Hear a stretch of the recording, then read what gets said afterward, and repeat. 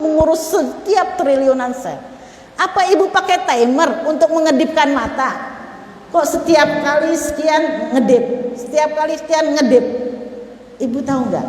5 menit kita tidak sanggup mengedipkan mata, buta mata kita.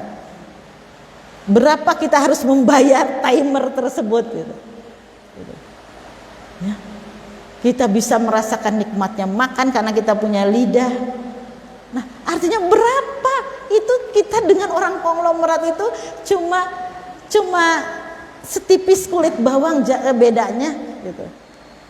Kita sudah masing-masing diberi kekayaan oleh Allah luar biasa. Jadi Allah menciptakan manusia itu dengan segala kesempurnaannya. Fi ahsani takwin, sebaik-baik penciptaannya.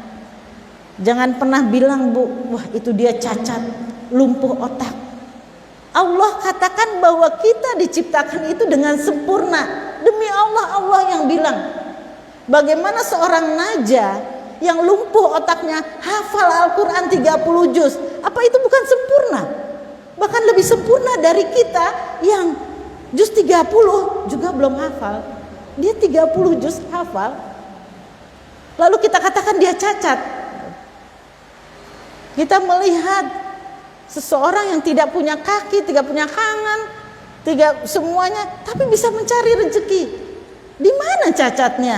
Gitu loh. Jadi Allah menciptakan manusia dengan segala kesempurnaannya. Karena itu kita semua adalah sudah dikayakan oleh Allah. Maka tidak ada lagi orang yang perlu bersedih hati, tidak perlu minder, tidak perlu merendah hati, karena kekayaan kita dengan para konglomerat itu gak beda jauh. Dan semua yang Allah berikan tadi kembali lagi hanyalah titipan. Harus diingat-ingat, suatu ketika pasti akan diambil kembali. Ada batasnya. Ada batasnya. Gitu. Kita tahu kemarin saya buka bersama di keluarga besar kami di rumah tua, di rumah mertua. Ya, di rumah mertua kami semua kumpul. Saya membayangkan ketika saya baru ke Jogja jadi menantunya Bapak Junaidi Humam, gitu, masih ramai, masih ada bapak, masih ada ibu. Sekarang satu persatu nggak ada. Jadi ketika masuk rumah tua cuma bisa menghayal, dulu kita makan bareng ya di sini. Gitu. Dan itu harus kita terima, dan itu adalah sebuah kepastian, gitu, bahwa semua adalah titipan. Jadi apa yang bisa kita ambil hikmah dari semua adalah titipan. Pertama, orang gila yang sombong dengan semua, dengan titipan itu. Coba kita dititipin orang mobil terus kita bangga-banggain. Wah ini loh, saya punya mobil bagus banget gini. Orang bilang orang gila, itu bukan mobil dia gitu. Tahu yang baru masuk penjara kan? Ya, ini untuk pelajaran Indra Kents. Dia pamer-pamer ternyata nggak semua punya dia. Akhirnya kita bilang gila dia tuh gitu. Jadi jangan sampai kita menjadi gila karena suka pamer anak. Ya, anak saya juara, anak saya cantik, anak saya pinter. Satu helai rambut dia pun bukan kita yang bikin. Kenapa kita bilang ini karena saya mendidik dia, karena turunan, karena saya yang ngasih makan bergizi? Bukan, Bu. Karena 50.000 tahun sebelum langit diciptakan, dia sudah tertulis bahwa anak ini pintar, bahwa anak ini nanti akan juara, bahwa anak ini akan cantik. Itu udah ada tulisannya. Kita hanya menerima titipan. Jadi nggak orang-orang yang sombong dengan orang-orang yang suka merendahkan diri atau minder gitu, atau mengeluh gitu ya. Orang yang sombong dengan orang yang suka merendahkan diri itu sama derajatnya, Bu. Sama-sama tidak mensyukuri pemberian dari Allah, sama-sama tidak memahami bahwa ini semua hanya titipan, kita hanya mendapatkan titipan yang kelak akan diambil kembali. Dan ketika diminta kembali, yang paling harus kita takutkan adalah satu hal, bahwa semua titipan akan diminta pertanggungjawabannya. Kita sudah diajarin, ya, sudah diajarin hukum-hukumnya. Mata pergunakan untuk melihat yang baik-baik aja, untuk membaca Al-Quran, untuk melihat hal yang baik-baik aja. Tetapi ketika diambil, dilihat CCTV-nya, ternyata mata ini suka membuka video porno. Mata ini suka melihat sesuatu yang melalaikan. Hati-hati Bu, musik itu sangat melalaikan gitu. Maka Rasulullah tidak segan-segan mengatakan musik itu haram gitu. Karena suka melalaikan. Coba Ibu kalau lagi galau gitu ya, lagi galau dengerin lagu melo dan sebagainya, Ibu sudah bermaksiat dengan Allah. Tidak ada tersambung lagu-lagu itu dengan Allah gitu. Itu menyebabkan hati kita menjadi down, iman kita menjadi turun sesaat itu juga saat kita mendengarkan lagu-lagu yang bermaksiat gitu. Tayangan-tayangan, hati-hati ya ibu-ibu, saya mohon sekali ya, tayangan-tayangan sekarang memang bukan di TV lah, karena saya nggak punya TV, saya nggak paham, tapi sering lewat di dalam HP saya konten-konten ya, konten-konten YouTube yang sekarang menjadikan para YouTuber itu kaya raya karena kita suka membuka kontennya. Ibu tahu nggak isinya? Pamer kekayaan, nikah dengan besar-besaran. Sebelum nikah dilihatin dia beli cincin yang mahal, dia beli mahar yang mahal, kemudian hamil juga besar-besaran. 7 bulan besar-besaran, punya anak besar-besaran. Pacaran dijadiin konten. Bahkan sekarang umroh bawa pacarannya di Mekah gitu. Iya. Semua dijadiin konten dan kitalah yang mengkayakan mereka dengan melihat ini. Itu pun kita akan dimintai pertanggungjawaban. Enggak ikut dapat duitnya, tetapi ikut dosanya gitu. Karena apa? Mata kita dipergunakan untuk melihat hal-hal yang Allah benci. Coba toh kita masih bisa melihat ceramah-ceramah gitu. Ceramah-ceramah, kita like ya, sedekah subscribe untuk hal-hal yang kalau kita buka ceramah ternyata ulama-ulama itu, jangan lupa subscribe Bu. Karena apa? Untuk menggerakkan dakwah kita. Jangan subscribe kepada konten-konten yang tidak mengandung pahala. Ibu mensubscribe orang yang sedang ceramah itu pahala Bu gitu. Apalagi kalau nanti subscribe itu bisa menghasilkan uang. Akhirnya si penceramah-penceramah itu bisa mengembangkan jadi masjid, jadi sekolahan. Itu diantaranya adalah dari Ibu. Jadi jangan salah, Allah melihat sekecil apapun, sebiji zarah pun kebaikan yang kita lakukan, dan itu akan menjadi pohon-pohon yang ditanam di dalam surga gitu. Jadi nanti ketika kita di akhirat Bu, kita sangat membutuhkan berat amalan-amalan untuk mempertimbangkan berat, dan kita akan mencari-cari. Maka subscribe kita yang hanya dengan jari dan mengakibatkan si penceramah itu bikin masjid, atau paling tidak dia buat anak-anaknya menjadi sekolah di sekolah agama, itu mengalirkan pahala buat kita. Itu juga amal jariah gitu. Itu juga amal jariah. Kira-kira banyak nggak yang malas abis dengerin Abdul Somad, seneng ya, seneng, tapi kita nggak subscribe. Tapi konten-konten yang nggak bermutu kita subscribe. Nah, subscribe kita untuk konten-konten yang tidak bermutu, apalagi konten itu bermaksiat kepada Allah, itu juga akan menghasilkan dosa jariah. Ya, makanya mulai sekarang tuh berhati-hati, apalagi umur seperti kita ini ya, saya lihat kok nggak ada yang muda, itu berhati-hati. Untuk apa? Untuk bahwa apa yang kita lakukan akan dimintai pertanggungjawaban. Nggak ada alasan apapun. Sampai-sampai di dalam surat Al-Mulk, saya lupa ayatnya, takadu tamayyazu minal ghaid kullama ulqiya fiha fauzun sa'alahum khazanatuha alam ya'tikum nazir. Itu malaikat itu ngegeret kita untuk dicemplungkan ke dalam neraka itu dengan wajah yang sangat bengis. Ditarik, nggak ada, ayo silahkan masuk, enggak. Ditarik sambil didorong sekuat tenaga, saking bencinya sama kita. Apa yang dikatakan malaikat neraka itu? Apa kamu belum pernah mendengar nasihat-nasihat yang disampaikan para penceramah atau hadis-hadis yang disampaikan, yang untuk menyampaikan hadis-hadis Rasulullah, sehingga kamu sampai tergelincir ke dalam api neraka. Jadi ketika kita sudah pengajian ini, hendaknya hidup kita lebih baik dari sebelumnya, supaya tidak menyesal nanti.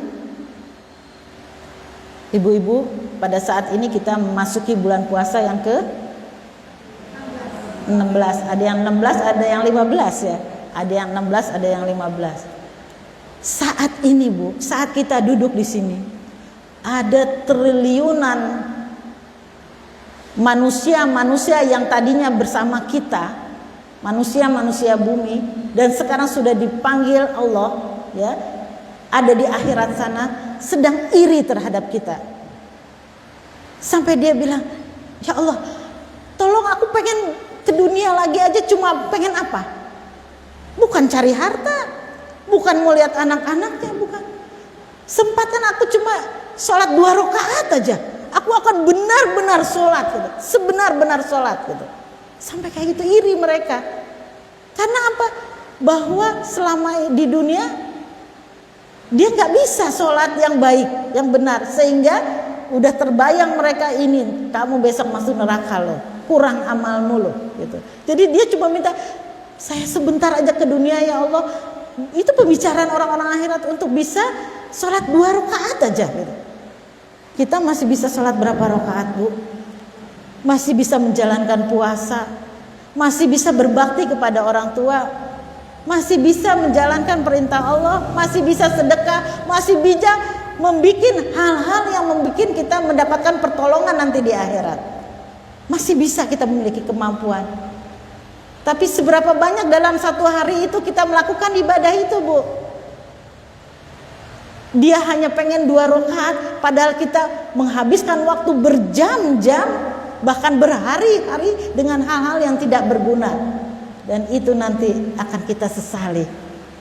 Sampai-sampai Imam Ali mengatakan, demi Allah katanya, demi Allah, peluang-peluang ibadah yang kamu abaikan ketika kamu hidup akan kamu sesali nanti di akhirat gitu.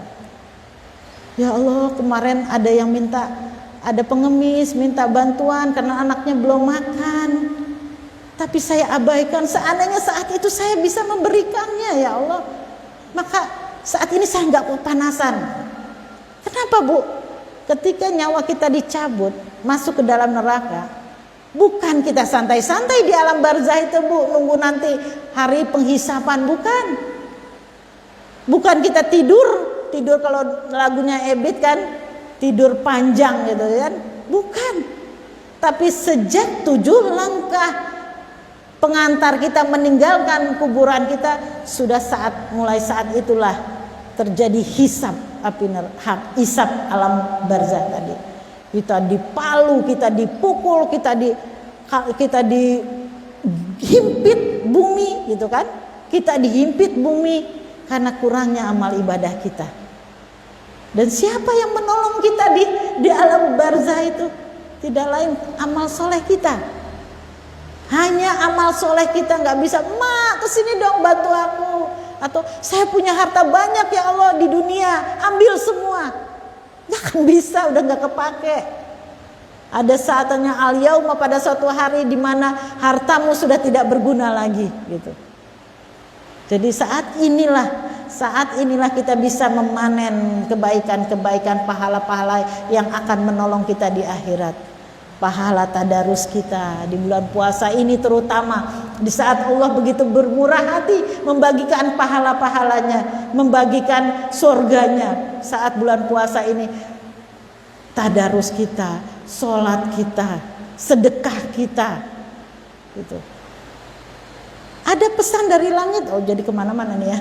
Ada pesan dari langit yang sudah disampaikan kepada kita. Kutiba alaikumusiyam kama kutiba alal ladzina min qablikum la'allakum tattaqun. Semua hafal, semua tahu. Setiap bulan Ramadan ini ayat favorit, bahwa telah diwajibkan bagi kamu puasa, mudah-mudahan kamu bertakwa. Artinya apa, Bu? Mudah-mudahan kamu bertakwa. Bukan puasa itu menjadikan takwa, bukan. Belum sampai situ.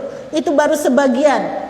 Baru sebagian bahwa puasa bisa menjadikan kita bertakwa. Tapi bukan hanya puasa. Di situ, di dalam surat Al-Baqarah, kita di ayat harus pertama beriman. Wa minan nasi may yaqulu amanna, harus beriman, ya. Terus kemudian kita harus sholat. Jadi apa hal yang membuat kita bertakwa? Pertama beriman, kedua puasa, ketiga sedekah, keempat sholat. Ini 4 komponen yang membuat kita bertakwa. Sudah sampai mana kita persiapkan itu semua untuk kita hadirkan kepada Allah, untuk kita bersimbahkan kepada Allah, sehingga Allah akan mewisuda kita menjadi orang yang bertakwa. Sudah sampai mana? Gitu. Beriman sudah. Puasa sudah, terus kemudian sholat, ya sudah, sedekah sebanyak apa? Sedekah yang kita lakukan. Saya di rumah dakwah memberi peluang. Kadang-kadang orang kan nggak sampai, ya. Memberi peluang orang untuk menyumbang beras, namanya lumbung beras. Setiap hari berdatangan beras, kemudian kita alirkan lagi kepada, saya nggak semua orang bisa saya berikan, tetapi cukup janda-janda duafa. Kenapa saya pilih janda-janda duafa, Bu? Kenapa nggak orang miskin-miskin dan sebagainya? Di kampung kami sudah ada lajis yang untuk bisa memberi makan orang-orang miskin. Saya mengerucut aja, yaitu janda-janda duafa. Kalau yang punya janda-janda duafa boleh mendaftarkan diri ke lumbung beras rumah dakwah. Atau yang punya kelebihan rezeki memberikan berasnya kepada rumah dakwah. Insya Allah akan amanah disampaikan. Ini nggak sepele, Bu, nggak sepele. Karena apa, Bu? Bahwa Rasulullah, ini mungkin yang rumah dakwah sudah dengar ya. Rasulullah itu adalah orang yang pertama masuk surga. Tahu semua ya? Manusia pertama masuk surga itu siapa? Rasulullah Sallallahu Alaihi Wasallam. Lalu ketika Rasulullah masuk, Rasulullah kepo, pengen tahu siapa sih orang kedua, gitu ya. Langsung menoleh ke belakang, ternyata siapa, Bu? Apakah dia orang soleh yang suka ngaji?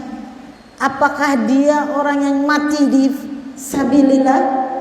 Apakah dia orang yang banyak mewakafkan hartanya? Apakah dia yang sholat sampai bengkak kakinya seperti beliau? Ternyata bukan. Yang kedua masuk setelah Rasulullah adalah para janda-janda yang telah ditinggal mati oleh suaminya. Dia tetap memelihara anak yatim dengan sungguh-sungguh, anak yatim dia gitu, dengan sungguh-sungguh memberi makan, menghidupi dengan sungguh-sungguh. Artinya apa? Dia bekerja keras sebagai tulang punggung anak-anaknya gitu. Padahal kan perempuan bukan kewajibannya mencari nafkah, tetapi dia menjadi mau gimana pun menjadi tulang punggung dari keluarganya untuk membesarkan anak-anak yatimnya. Gitu. Jadi yang punya sebagai janda-janda. Nah nanti kita besok di alam mahsyar itu paling iri kepada janda-janda yang ditinggal mati suaminya dan dia memiliki anak-anak yatim. Kita iri, enak ya, duluan masuk surganya, kita nih masih lama nunggunya gitu kan.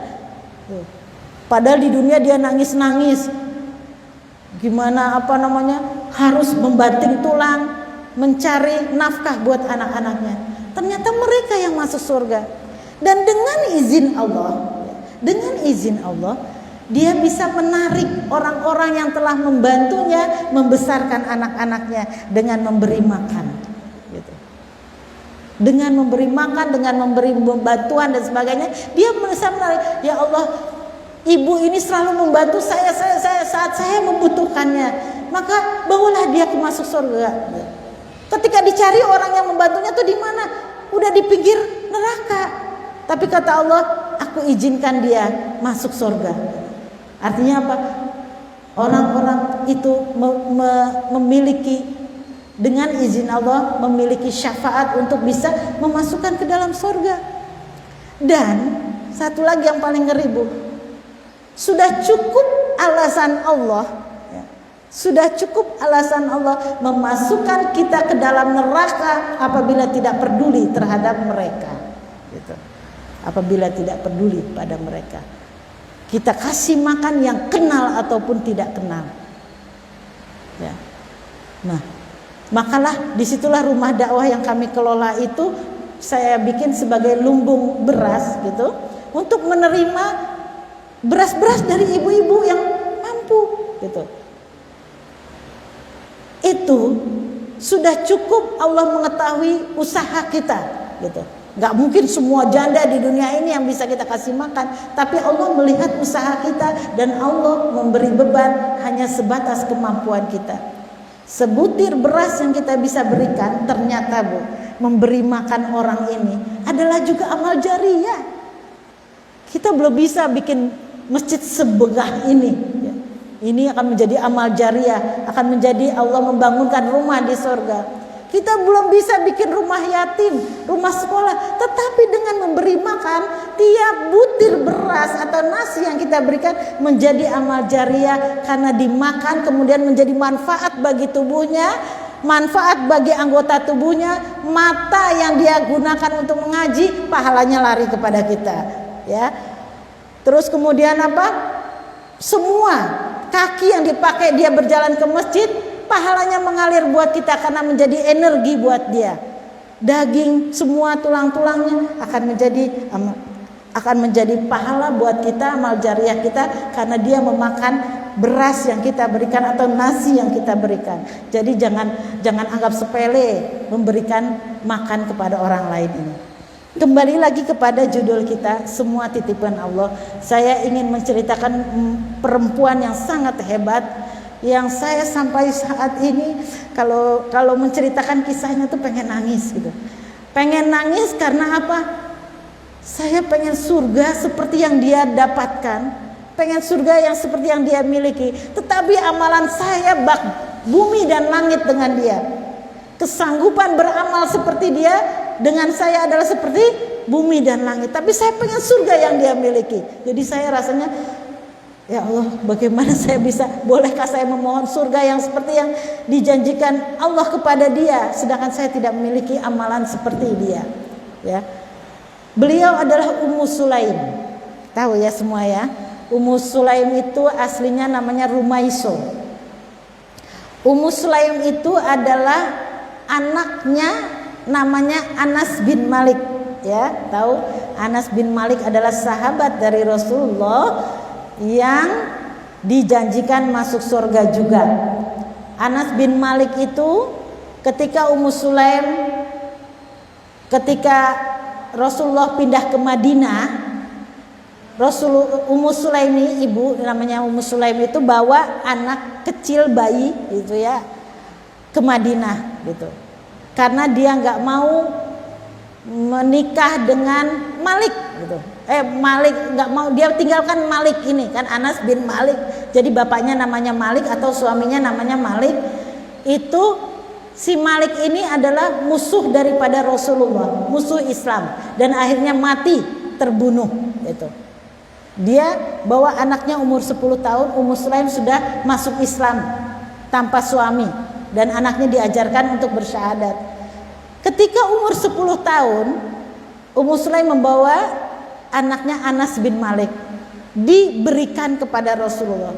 Ya Rasulullah, aku tidak punya apa-apa, aku hanya punya anak ini, ambillah sebagai budakmu, pelayanmu, dia akan melayanimu dengan sebaik-baiknya gitu. Jadi ya, tapi Rasulullah kan tidak memperlakukan manusia seperti budak. Sampai Anas bin Malik belum pernah menceritakan, belum pernah Rasulullah marah sekalipun terhadap dia, walaupun dia ketika kecil ya ada nakal-nakalnya juga gitu. Ketika disuruh ngapain, dia Anas bin Malik malah lihat bola gitu. Ditunggu-tunggu sama Rasulullah nggak datang-datang, akhirnya disusul, dilihat lagi main bola. Rasulullah tersenyum aja, mengajak. Anas sudah ketakutan, tetapi Rasulullah tetap tersenyum. Nah, itu banyak sekali, beliau adalah paling banyak memberikan riwayat-riwayat hadis karena hidupnya lama dengan Rasulullah. Ini Anas bin Malik. Nah, yang ingin saya ceritakan adalah salah satu hadis dari Anas tentang Ummu Sulaim ini.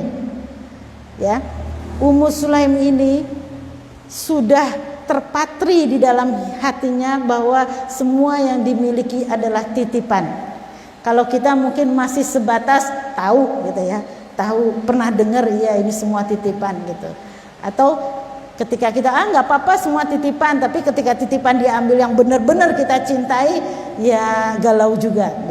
Nah, Ummu Sulaim ini pada suatu hari anaknya sakit dan suaminya Tolha juga salah satu sahabat Rasulullah yang akan dijamin masuk surga. Tolha ini ahli manah ya. Suaminya Tolha itu akan pergi bekerja keluar. Kalau dulu bekerja tuh sampai berbulan-bulan atau berminggu-minggu jauh gitu. Tapi anaknya lagi sakit. Terus dia tetap pergi, jagalah anak kita baik-baik ya. Ya, pergilah Tolha. Dan menjelang Tolha itu datang, anaknya itu meninggal dunia. Anaknya meninggal dunia, kemudian ya hanya ada Ummu Sulaim yang tahu, dikebumikan, dirawat dengan baik anaknya itu. Terus kemudian bilang sama semua yang layak dan semuanya, jangan bilang-bilang Tolha ya kalau anaknya meninggal. Karena Tolha sangat mencintai anak ini, jangan bilang-bilang ya. Akhirnya tiba-tiba Tolha datang langsung nanya, bagaimana anak kita? Ummu Sulaim bilang, anak kita sudah tenang kok. Sudah nggak sakit? Udah nggak sakit. Sudah tenang? Iya, sudah tenang. Di mana? Makanlah dulu, makan. Disidangkan, udah disiapin hidangan yang paling enak. Nih, pengabdian seorang istri terhadap suami yang luar biasa. Baru datang disediakan makanan yang enak-enak. Kemudian apa yang dilakukan oleh Ummu Sulaim? Ngasih tahu? Belum sampai situ. Dia lihat bagaimana Tolha ini bisa tenang dulu gitu, bisa bahagia dulu. Setelah makan yang lezat, nanya lagi, bagaimana dengan anak kita? Tidak apa-apa, jangan diganggu dulu. Dia sudah tenang, dia sudah bahagia, dia sudah tidak sakit lagi. Gitu. Lalu Ummu Sulaim berdandan cantik sekali. Ummu Sulaim ini cantik, aslinya cantik, ya, cantik sekali, dia berdandan cantik sekali. Terus kemudian malam itu juga dia melayani suaminya dengan sangat baik dan terlihat Tolha itu udah sangat puas dengan pelayanan Ummu Sulaim. Gitu, udah puas, udah senang, udah bahagia. Paginya baru dikasih tahu. Wahai Kakanda,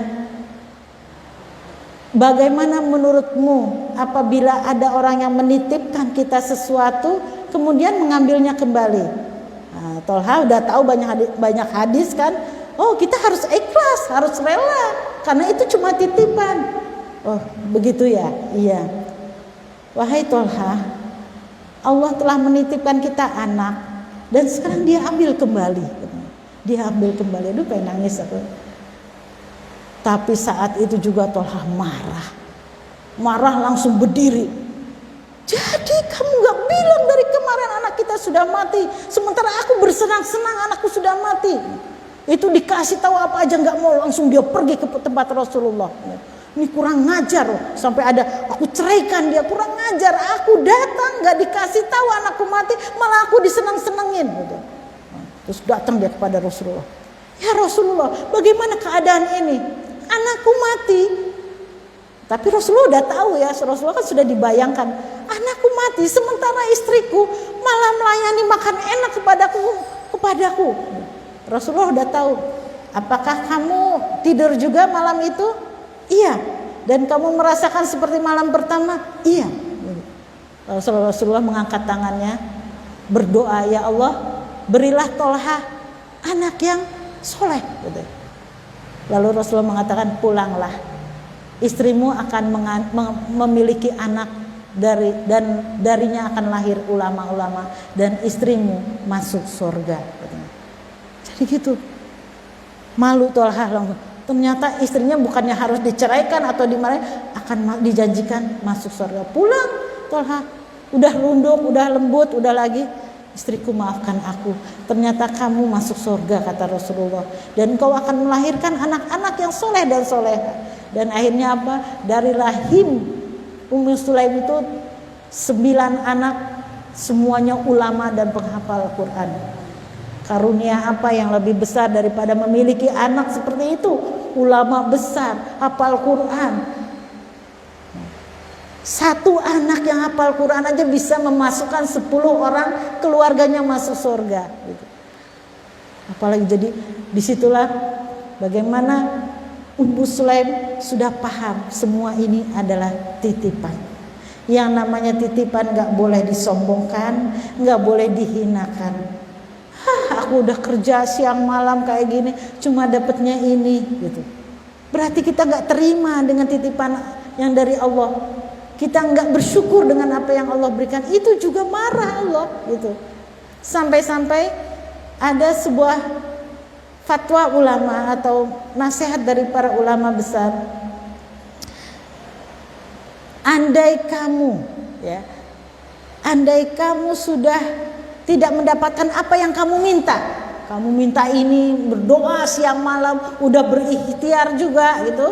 Andai kamu tidak mendapatkan apa yang kamu minta, padahal kamu sudah bersungguh-sungguh berdoa, padahal kamu tahu bahwa Allah pasti mengabulkan setiap doa, maka ketahuilah Allah pasti memberi apa yang kamu minta gitu.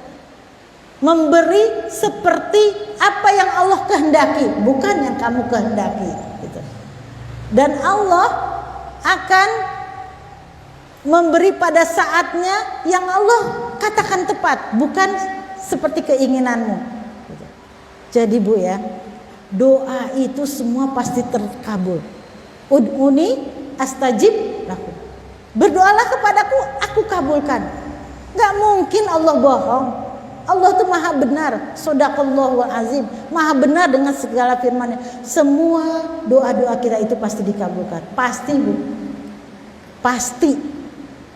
Tapi bagaimana cara Allah mengabulkan doa-doa? Yang pertama, doa dikabulkan seperti yang kita inginkan. Sering nggak Bu? Kita pengen punya motor bagus gitu. Tahu-tahu entah dapat dari mana rezeki, motornya bagus gitu. Pengen mudah-mudahan anakku juara 1, bener juara 1. Mudah-mudahan aku selamat sampai pulang ke rumah. Ternyata selamat sampai pulang. Itu doa dikabulkan seperti apa yang kita inginkan. Yang kedua, doa dikabulkan diganti dengan yang lebih baik gitu. Kita pengen anak kita sehat, nih sakit udah lama, ya Allah sehatkanlah anak kita, sehatkanlah anak kita. Tetapi anak kita gak sehat-sehat. Tapi apa? Ternyata suami kita yang harusnya kecelakaan, hampir ditabrak motor, Bu saya hampir ditabrak motor atau dibegal, saya selamat Bu. Itu doa diganti dengan yang lebih baik gitu.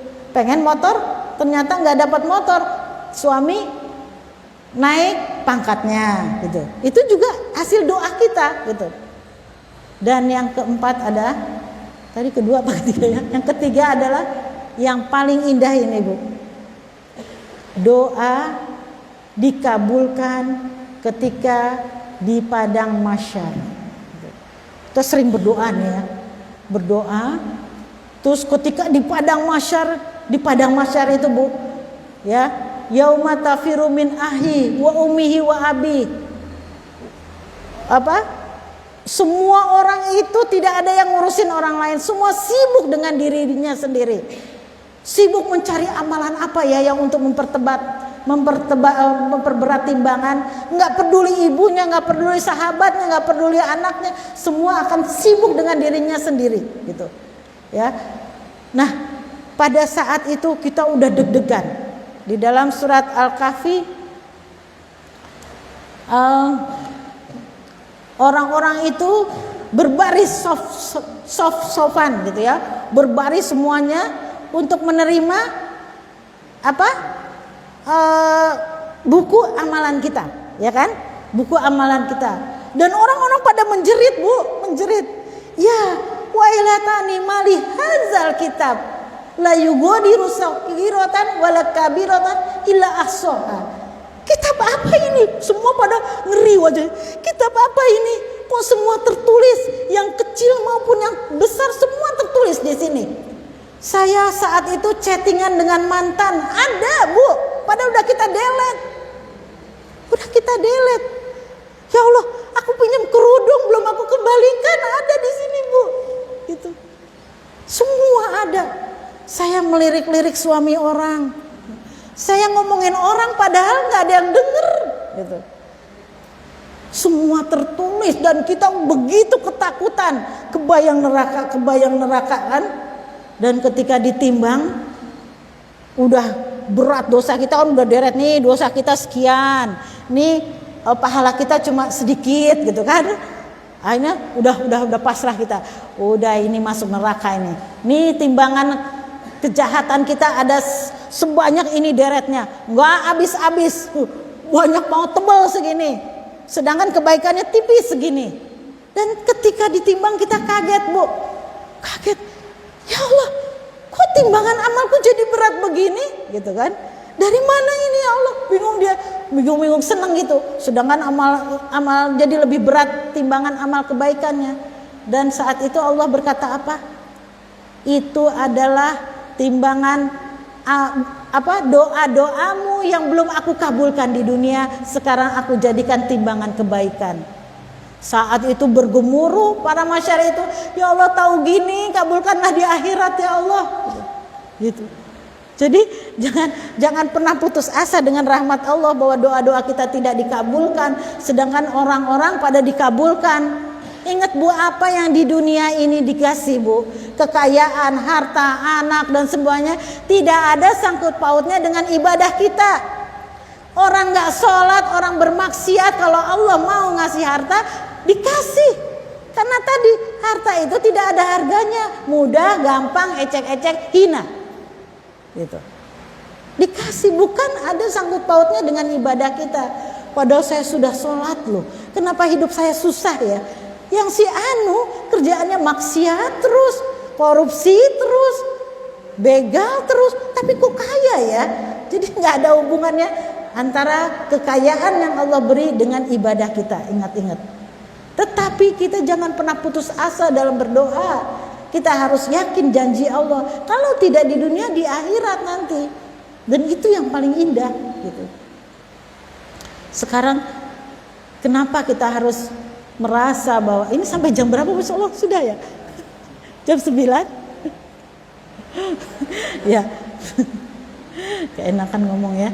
Baik, jadi itu Ibu ya, dalam hati kita sudah terpatri bahwa sekarang semua ini hanyalah titipan. Semua titipan harus dirawat dengan baik, dan semua titipan akan dimintai pertanggungjawaban. Titipan tidak boleh disombongkan, tidak boleh dipamerkan, karena semuanya bukan milik kita, bukan karena kita bisa mendapatkannya. Oh, karena suamiku itu pinter, dia tuh kalau kerja pinter sehingga banyak duitnya. Kalau Allah mau suaminya itu dibikin sakit gak akan bisa dapat duit, gitu loh. Ya, artinya apa? Semua memang dititipi oleh Allah, dan yang paling berat adalah kelak akan dimintai pertanggungjawaban. Orang yang berharta banyak ya, itu berat pertanggungjawabannya. Dia akan lama menunggu di padang mahsyar, satu persatu akan diperiksa tadi. Kamu punya rumah ini, dipakai apa rumah itu? Dari mana dapatnya? Dipakai untuk apa? Ada 2 pertanyaan. Dari mana dia dapatkan dan untuk apa dia pergunakan, gitu. Kamu punya motor, dipakai apa? Gitu. Pakai apa? Terus dari mana mendapatkannya? Sampai-sampai saya punya teman, Bu, motornya itu selalu dipakai buat pengajian, buat nganter orang ke rumah sakit. Saya bilang, motormu nanti bawa kamu ke surga. Orang jalan kaki nanti kamu naik motor surganya jadi cepet gitu. Jadi itulah pertanggungjawaban kita kepada Allah. Apa yang Allah berikan harus kita pergunakan untuk beribadah kepada Allah. Bukan tidak boleh kaya, boleh kaya, tapi gunakan kekayaan itu untuk beribadah kepada Allah. Mudah-mudahan ada manfaatnya. Mohon maaf atas segala khilaf dan salah. Wabillahi taufiq wal hidayah. Assalamualaikum warahmatullahi wabarakatuh.